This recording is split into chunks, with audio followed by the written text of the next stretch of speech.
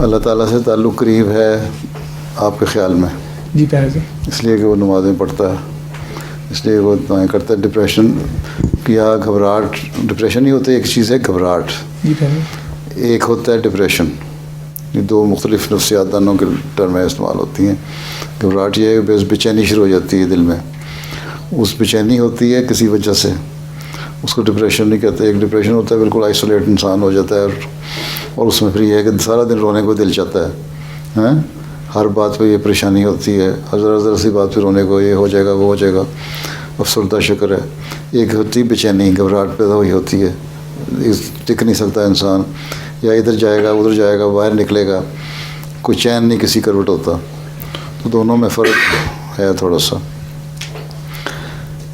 ایک لوگوں کو بھی گھبراہٹ ہوتی ہے، اور ان کو اس لیے ہوتی ہے کہ اتنے سپورٹ جو ان کے اللہ تعالیٰ نے کام کیے ہوئے ہیں وہ کس طرح ہوں گے، یا کس طرح لوگ شیطان کے چنگل سے آزاد ہو سکتے ہیں.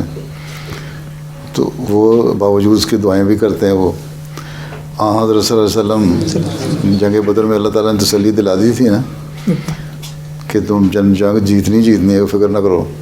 اس کے باوجود بے چین ہو کہ دعا کر رہے تھے، اور اتنی شدت سے دعا کرتے تھے، جسم ملتا تھا کہ چادر کی ڈھک جاتی تھی. حضور بکر نے وہ کیا کہا تھا، یہی کہا تھا نا کہ اللہ تعالیٰ نے جو وعدہ کیا تو پریشانی کس چیز کی ہے، گھبراہٹ کیسی ہیں. مجھے پتہ نہیں اللہ تعالیٰ کی مخفی باتیں ہوتی ہیں، پتہ نہیں ریکوائرمنٹ ساری مسلمانوں پوری کرتے ہیں کہ نہیں، جس سے اللہ تعالیٰ نے فتح لکھی ہوئی ہے. تو ایسی صورتیں پیدا ہوتی ہیں. لیکن ایک ڈپریشن یہ ہوتا ہے کہ آئسولیٹ ہو جاتا ہے انسان، پھر وہ اللہ کو ہی بھول جاتا ہے. وہ صرف سارا دن اس کو رونے ہی ہوتا ہے. اس کو یہی ہے کہ بس اللہ بھی کوئی نہیں، نمازوں کا کوئی فائدہ نہیں، کھانے پینے کا کوئی فائدہ نہیں، علیحدہ بیٹھے رہو، کمرے میں بند رہو، بس یوں گمسم رہو. وہ اصل ڈپریشن ہے. ٹھیک ہے، وہ نیک لوگوں میں اس طرح پیدا نہیں ہوتا، اور اگر ہوتا ہے تو اس کا مطلب ان کی باتیں صحیح نہیں، ان کا تعلق اللہ تعالیٰ سے صحیح نہیں ہے.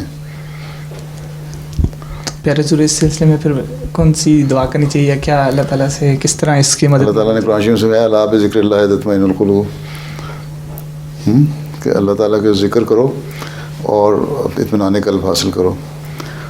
اور لوگ اب ڈاکٹرز یہ بھی کہتے ہیں کہ عموماً جو ہارٹ کے مریض ہیں ان کو صبح کے وقت زیادہ ارلی مارننگ سحری کے وقت ہوتا ہے نا ہارٹ اٹیک ہوتے ہیں.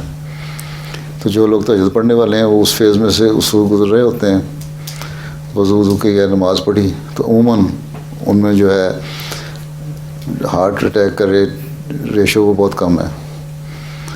ٹھیک ہے، تو ایک یہ بھی اس سے ثابت ہوتا ہے کہ صبح ارلی اٹھنا، تہجد پڑھنا، نماز پڑھنا، یہ بھی اس بیماری کو دور کرتی ہے. تو اس کے علاوہ اللہ تعالیٰ کا ذکر ہے، اللہ تعالیٰ سے دعا مانگنا ہے، اللہ تعالیٰ پہ بھی جھکنا ہے. باقی جو انسانی نفسیات ہے یا انسانی بیماریاں ہیں یا جو بشری تقاضے ہیں وہ تو ہر ایک کے ساتھ لگے ہوئے، چاہے وہ نبی ہو یا ولی ہو یا عام آدمی ہو، کوئی بھی ہو اس کے ساتھ لگے ہیں. بشر تو ہے نا، تو یہ چیزیں ساری ساتھ ساتھ ہیں. اس لیے ایک علاج تو یہی ہے کہ اللہ کا ذکر کرو. دوسرا علاج یہ ہے کہ انسانیت کی خدمت کے لیے آگے نکل کے آؤ. تیسرا علاج یہ ہے کہ گھر میں بھی اپنے مجلس میں آؤ، میں نے بھی بیان جس طرح کیا تھا، اور باہر بھی لوگوں میں گھلو پھرو. پھر عموماً جو ڈپریشن کے مریض ہوتے ہیں جو رونے کو ہی دل چاہتا ہے، ان کے جو پیک ہوتی ہے ان کے ڈپریشن کی، عموماً کہا جاتا ہے کہ 11-12 بجے کے قریب ہوتی ہے.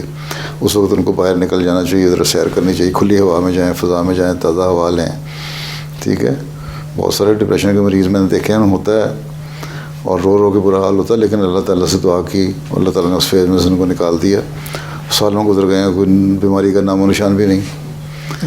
تو علاوہ اس کے بعض دوائیاں بھی بعض کھاتے ہیں، نفسیات سائیکائٹرسٹ دیتے ہیں دوائیاں، وہ کھا لینی چاہیے بعض تو ڈپریشن سے گزارنے کے لیے.